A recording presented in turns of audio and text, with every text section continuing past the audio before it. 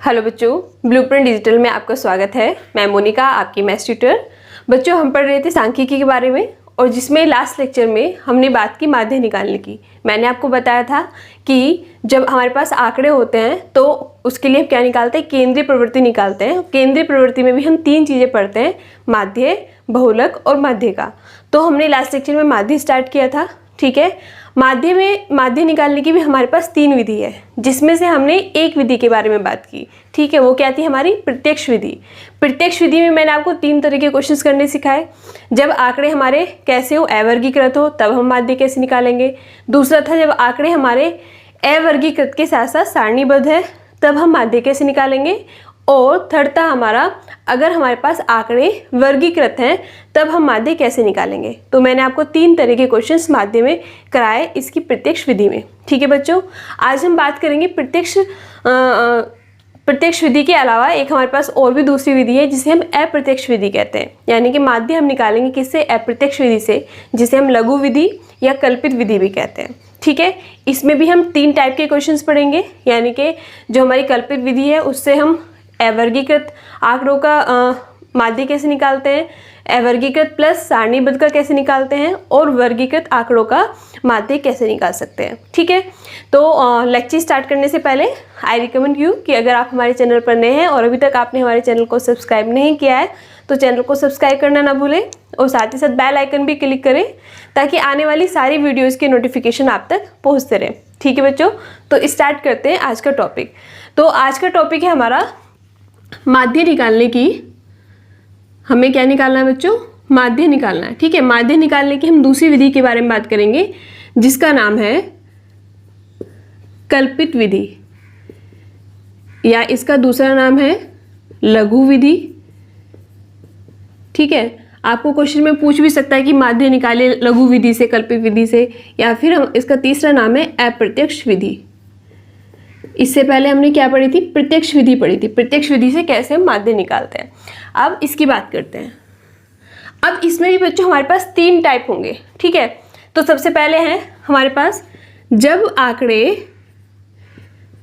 आंकड़े कैसे हो, अवर्गीकृत हो। मैंने आपको बताया कि आंकड़े वर्गीकृत कैसे होते हैं और अवर्गीकृत कैसे होते हैं, है ना। ये आपने क्लास 9th में भी पढ़ा है, वर्गीकृत और अवर्गीकृत आंकड़ों के बारे में। तो अगर अवर्गीकृत है तो हम कैसे निकालेंगे माध्य हम इसे इस तरह से डिनोट करते हैं, दिखाते हैं। बराबर होगा हमारा कल्पित माध्य प्लस कल्पित माध्य से विचलन का योग, और डिवाइडेड बाय पदों की संख्या। अब बच्चों ये हमारे पास क्या है, इसका एक फॉर्मूला है जिससे हम अप्रत्यक्ष विधि से कल्पित माध्य विधि का यूज करके कल्पित विधि से हम माध्य निकाल सकते हैं। तो इसे हम इस तरह से लिख सकते हैं, कल्पित माध्य को हम दिखाते हैं ए से, कैपिटल ए से।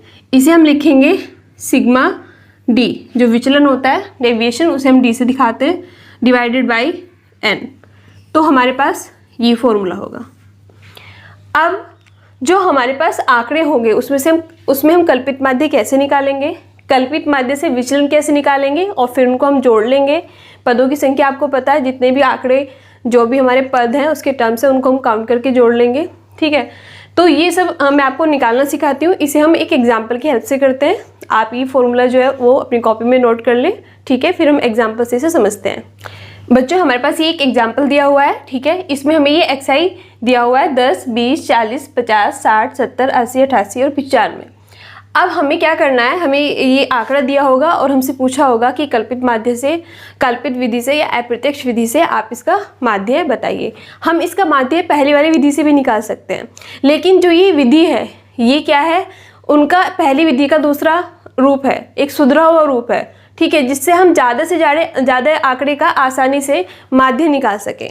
हो सकता है कि हमें भी बहुत बड़ा आंकड़ा दे दिया जाए जिसमें बहुत ज़्यादा कैलकुलेशन हो, तो उसे आसान बनाने के ये एक तरह से क्या मेथड्स हैं। ठीक है, तो अब ये जो विधि है इसमें क्या आसान है, अगर आप इसे उस विधि से करेंगे तो उसमें फ्रीक्वेंसी कुछ दी होगी, मध्यमान आप कुछ निकालेंगे। ठीक है, जब कैलकुलेशन करेंगे तो वो काफ़ी बड़ी हो जाएगी। लेकिन इसी विधि में हमें क्या करना है, डी निकालना है ना, विचलन निकालना है।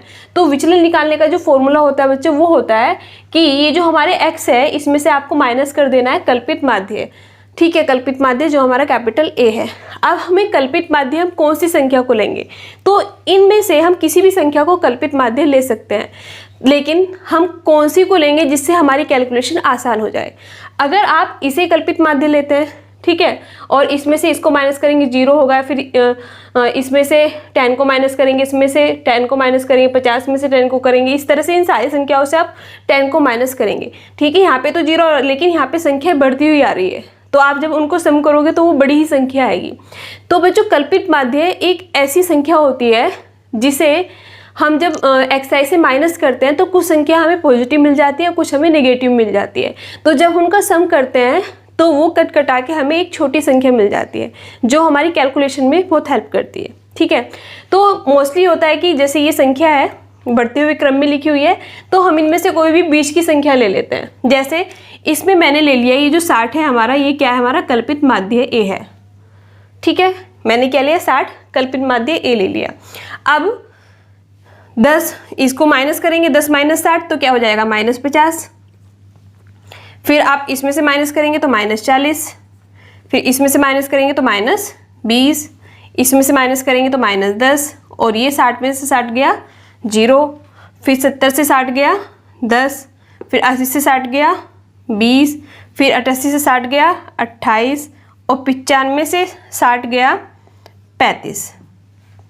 ठीक है, ये आ गया है। अब ये सारे माइनस के इन आप आपस में जोड़ लेंगे, ये सारे प्लस के इन्हें आपस में जोड़ लेंगे, फिर आप उनको आपस में जोड़ लेंगे। तो जब जोड़ेंगे आप इन सारी संख्याओं को तो आपका ये जो सिग्मा डी आई है बच्चों, ये आएगा -27। ठीक है, बस अब आपको क्या करना है, फॉर्मूला लिखना है, उसमें वैल्यूज रखनी है, सॉल्व करना है। तो माध्य बराबर क्या होगा, माध्य फॉर्मूला मैंने आपको बताया था, कल्पित माध्य यानी कि A plus sigma D I बटे n। ठीक है, n क्या है यहाँ पे, जो नंबर ऑफ टर्म्स है 1 2 3 4 5 6 7 8 9, तो n जो है हमारी 9 है, तो ये हो जाएगा A हमने लिया था 60 कल्पित माध्य, 60 प्लस -27 और बटे 9, तो ये हो जाएगा 60, इससे जाएगा 3 बार, और वो भी क्या, माइनस का 3, तो माइनस प्लस -3 हो जाएंगे। ठीक है, तो ये आ जाएगा माइनस करने पर 57। तो ये कैलकुलेशन हमारे लिए बहुत आसान हो गई है। आप इसे वैसे भी कर सकते हैं, नंबर्स हमारे बड़े होंगे, कैलकुलेशन हमारी बड़ी होगी। तो ये जो मेथड्स दिए हुए हैं ये इसलिए दिए हुए हैं ताकि हम बड़े से बड़े आंकड़े को आसानी से सॉल्व कर सकें, जिसमें हमारी कैलकुलेशन भी थोड़ी क्या हो बच्चों, आसान हो। बच्चों अप्रत्यक्ष विधि का हमारे पास दूसरे टाइप के क्वेश्चंस होते हैं जब हमारे पास आंकड़े अवर्गीकृत परंतु कैसे सारणीबद्ध है। ठीक है, इससे पहले मैंने आपको बताया कि जब आंकड़े अवर्गीकृत होते हैं तब हम माध्य कैसे निकालते हैं, अप्रत्यक्ष विधि से या फिर कल्पित विधि से। ठीक है, तो इसमें हम कैसे निकालेंगे, इसके लिए हमारे पास फॉर्मूला होगा माध्य बराबर ए यानी कि क्या था हमारा कल्पित माध्य, हम कुछ भी मानेंगे उसमें, फिर सिग्मा एफ डी, एफ क्या होती है, फ्रीक्वेंसी बारंबारता, और डी विचलन, जैसे हमने पहले वाले क्वेश्चन में विचलन निकाला था इसमें भी हम निकालेंगे, और फिर सिग्मा एफ यानी कि बारंबारता। तो इसमें हमें बारंबारता दी हुई होगी और हम इसमें कोई कल्पित माध्य मानेंगे ए, और उसकी मदद से हम क्या निकालेंगे, डी निकाल लेंगे, फिर डी की हम फ्रीक्वेंसी में आपस में गुना करेंगे और फिर उनका सम कर लेंगे, और इसमें सारी वैल्यूज़ को रख के हम क्या करेंगे, क्वेश्चन को सॉल्व करेंगे। बच्चों इसे हम एग्जाम्पल से समझते हैं। हमारे पास एग्जाम्पल है, हमें एग्जाम्पल में सिर्फ इतना दिया हुआ है, ये प्राप्तांक दिए हुए हैं एक्स आई। ठीक है, ये सारे हमें क्या दिए हुए, प्राप्तांक दिए हुए हैं, और ये विद्यार्थियों की संख्या दी हुई है कि 10 जो नंबर है वो कितने विद्यार्थी क्या है, एक क्या है, यानी कि ये क्या हमारे पास बारंबारता है, तो ये क्या होगा हमारे पास एफ आई होगा। ठीक है, तो हमें क्वेश्चन में सिर्फ इतना दिया होगा और हमसे पूछेंगे क्या, माध्य पूछेंगे। तो ये सारे हमें उसके लिए क्या निकालना है, एक तो हमें विचलन निकालना होगा, तो विचलन निकालने के लिए हमें कल्पित माध्य चाहिए। तो कल्पित माध्य हम कहाँ से लेते हैं, यहाँ से xi से लेते हैं कोई ऐसा 20 का नंबर, यानी कि इसमें मैंने ले लिया 60। 60 क्या होगा हमारा कल्पित माध्य होगा।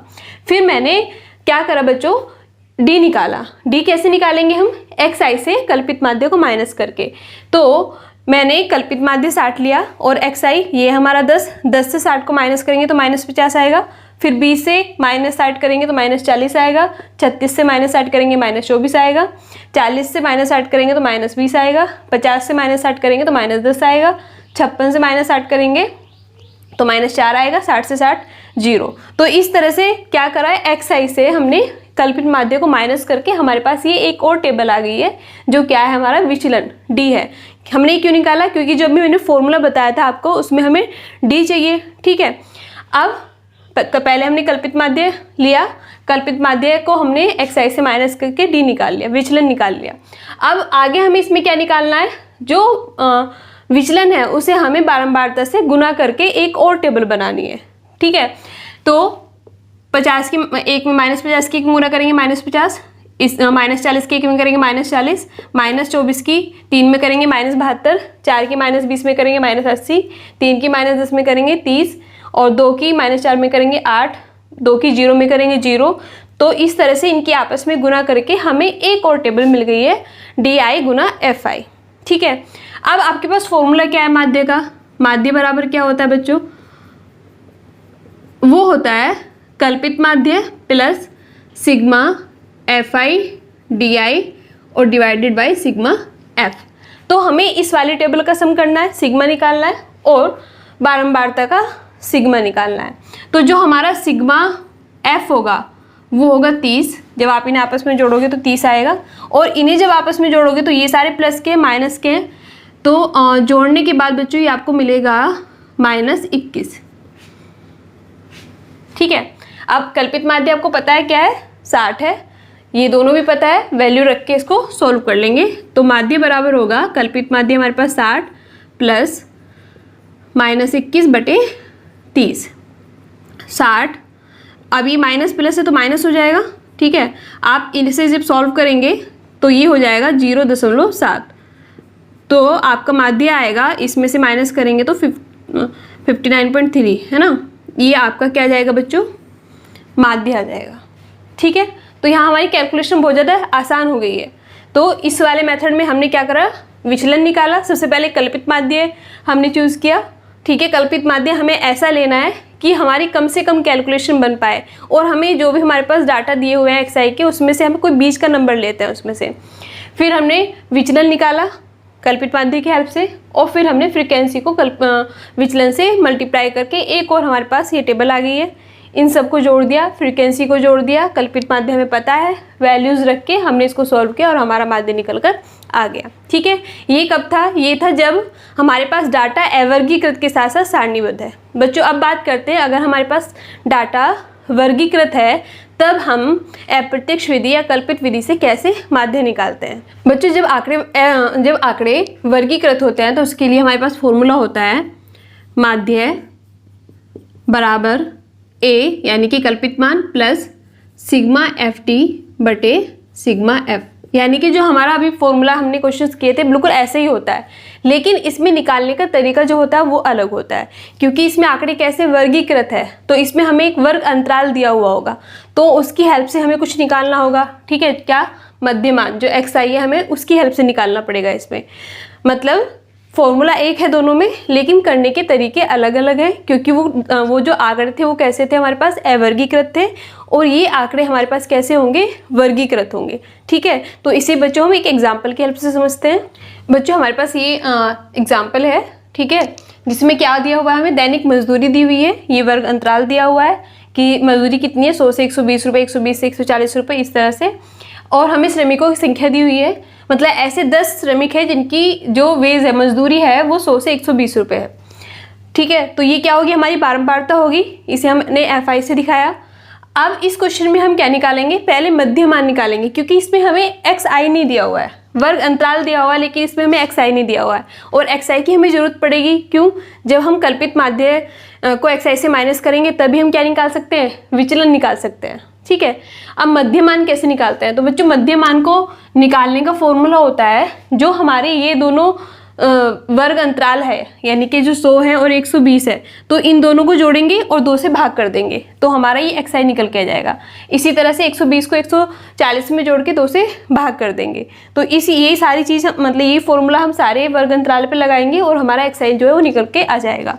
तो जब आप 100 को 120 में जोड़ेंगे तो ये हो जाएगा कितना, 220, और 220 को आप 2 से डिवाइड करोगे तो 110 आ जाएगा। ठीक है। फिर आगे आप इसी तरह से करोगे तो ये आ जाएगा आपके पास 130, फिर ये आ जाएगा 150, 170, 190, 210 और 230। ठीक है, 20-20 का डिफरेंस है इसमें, ऐसे ही आएगा वो भी। अब xi निकल गया। अब हमें निकालना बच्चों विचलन d। तो अब इसमें हमें क्या मानना पड़ेगा, एक कोई कल्पित माध्य मानना पड़ेगा, a मानना पड़ेगा। तो हमने एक बीच की संख्या 170 को कल्पित माध्य मान लिया है a। अब xi से हमें a को माइनस करना पड़ेगा। तो जब 110 से 170 को माइनस करेंगे तो क्या आएगा, -60। 130 से -170 करेंगे तो -40। 150 से -70 करेंगे तो -20। और 170 को -170 0। 190 से 170 को माइनस करेंगे तो प्लस का 20। 210 से -170 करेंगे तो 40। और 230 से -170 करेंगे आप तो ये हो जाएगा 60। ठीक है, हमारा जो विचलन है वो विचलन की टेबल हमारी बन गई है। अब हमारे पास जो ये फ्रीक्वेंसी दी हुई है ना, बारंबारता दी हुई है, इनकी गुना करनी है हमें DI में। तो हमें एक और टेबल मिल जाएगी। जैसे आप 10 की -60 में गुना करेंगे तो ये हो जाएगा -600। ठीक है, ये भी 15 की आप -40 में गुना करेंगे तो ये भी -600। फिर 20 की आप 20 में गुना करेंगे माइनस में तो -400। और ये 0 है, 22 में गुना करेंगे तो 0 हो जाएगा।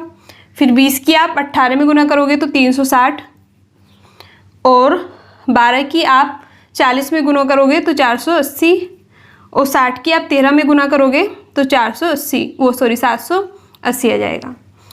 अब फॉर्मूला क्या है आपके पास, फॉर्मूला है माध्य बराबर a plus sigma FD upon sigma F। तो हमें सिग्मा F चाहिए, इनको आप आपस में जोड़ोगे तो सिग्मा F जो आएगा वो आएगा बच्चों आपका 110।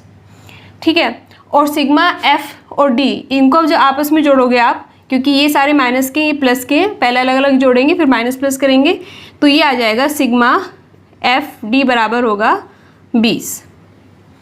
अब आपको सिर्फ इस फॉर्मूले में मान रखने हैं, कल्पित माध्य आपको पता है वो 170 है।